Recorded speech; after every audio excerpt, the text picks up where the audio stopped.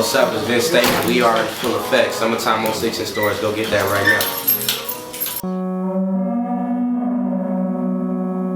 Bitch, you thirsty, please grab Sprite. My crib's lurking, don't die tonight. I just wanna dance with you, baby. Just don't move too fast, I'm too crazy, man. What's up, everybody? This is Fat Bub representing Full Effect Radio, man. WXUT 88.3 FM, Toledo, Ohio. I got Vince Staples with me. How you doing, sir? I'm chilling. You chilling? Yeah, man. Well, anyway, Vince Staples just released his debut double disc album. Am I right? Yeah, man. And I want to ask you first off, how did you have the confidence to give us a double disc album on the debut? Man, come on, bro.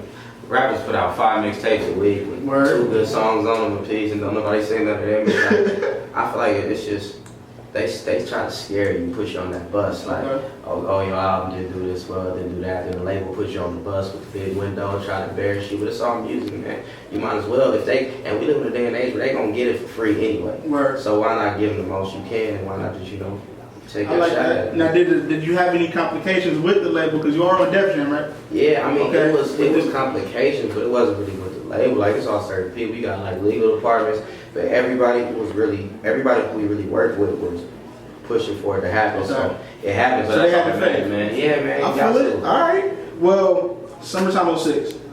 Significance of that has to be some significance. That's real I specific. mean, it's just when you make a first album, it's like a turning point in life. Like, things supposed to be different, or whatever. So when you ever make music, you gotta think of reference points to something that's you've experienced before to kind of channel experience, and that's just something that we think about sometimes. Because that was a very important time in my life. Probably with high school, how that is, kind of coming of age type of thing. But we was thinking, trying to focus more on the energy of the music, trying to make it sound a specific way. Because so many people focus on, you can focus on lyrics all day, but everybody not listening to what you're saying.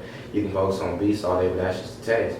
But the way the music make you feel is the most important part. So we're just trying to kind of gather the appropriate energy to make somebody feel like they was inside of an actual situation rather than give up.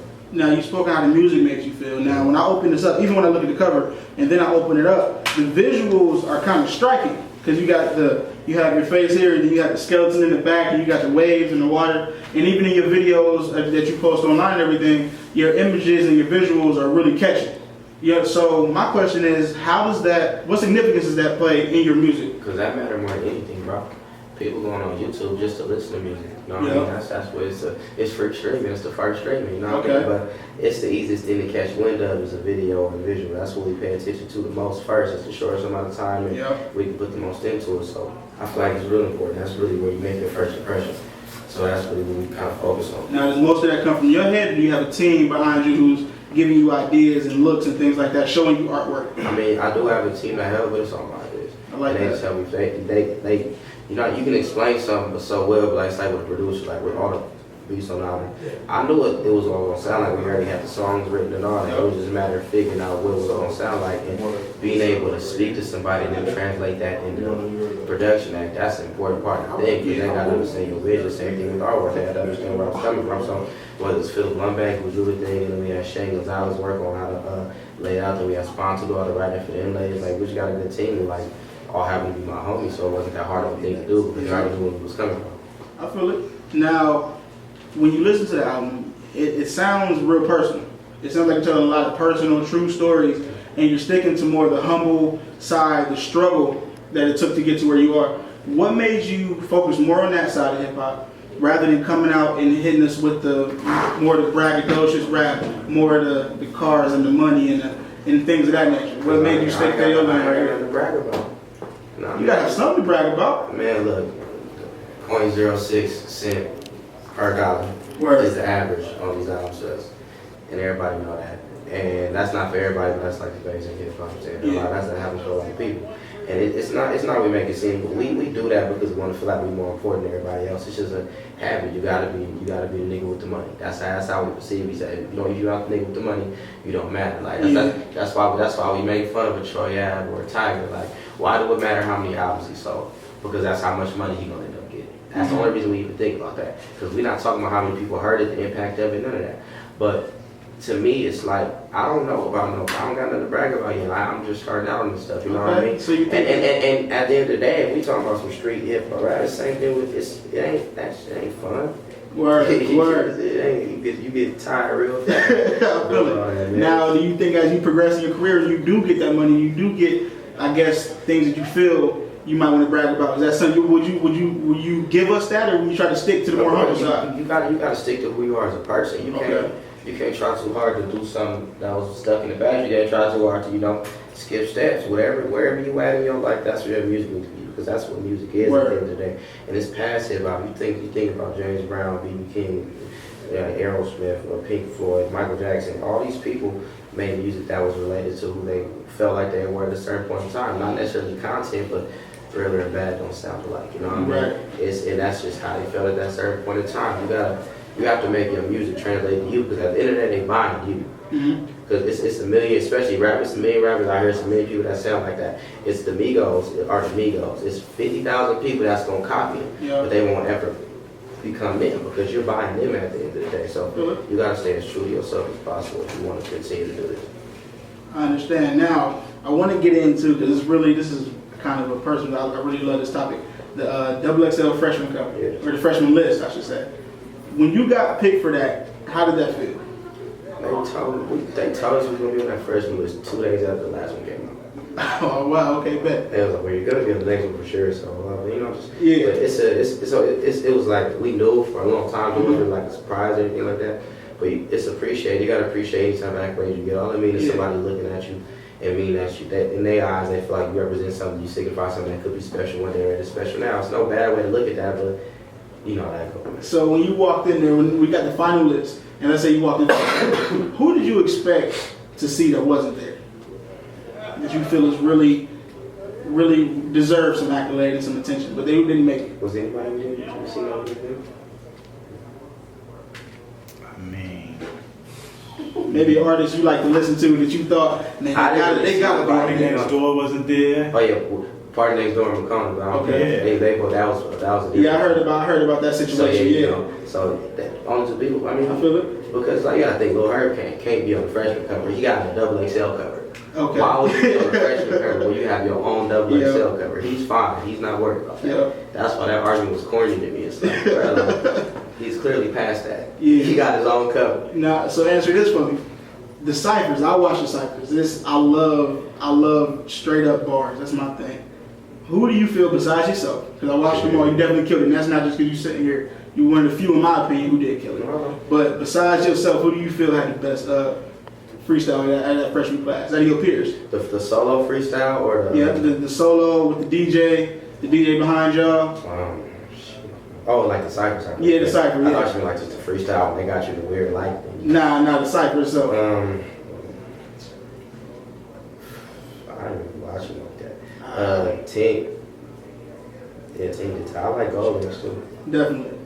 Okay. So the Mako freestyle, he had like 4 different versions. His freestyle and all that shit was that man's out of his mind. That's the homie. Now, how did you prepare for yours? Was it hard? Did you feel pressure, or was it nothing to you? It's rap, man. You never get us here. We didn't have verses. We picked one. We had all some like demos from other stuff that we didn't use. Okay, I can dig it. So what's next? What's next with Vince Staples? You got the double. You gonna give us a quadruple next time or a triple? Yeah, well, I ain't doing that. Just one? Man, look, I was trying to finesse. They went bugging. It was difficult to do it. Are you thinking about the next album? album? Shout out Pat Monaco for all his hard work. But yeah, man, we just about to make more music. Get on the road, do these shows. I like keep it regular, don't spend all my money.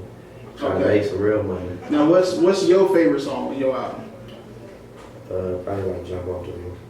Okay. That one, Lift Me Up. What was it like making those records? It was easy. I mean, it's always easy though, because you can't put too much into it as far as overthinking it. The song is a song at the end of the day. Definitely. You can't think about where they're gonna go or what they're gonna do. It's not what it's about for me. Because if I don't ever, sell 1 million copies, if I don't ever make $1 million, I'll be okay. What you gonna let the music flow? Yeah, like none of that stuff matter at the end of the day, bro. You know how many records Michael Jackson sold? You know? Too many. But how do you know the number? No, I don't. Because it don't fucking matter. Nobody care about that. Ain't nobody know Michael Jackson first week numbers. Word. None of that stuff matter, bro. So when you all dead and going, it's over. What did you do? That. What did you leave us with? If you leave, there's a lot of people that went platinum that we don't remember. But that don't mean they wasn't good. So you want to make sure. When I was younger, I was with my cousin. We went to like 4 Walmarts and 4 Targets trying to find out what we tried out.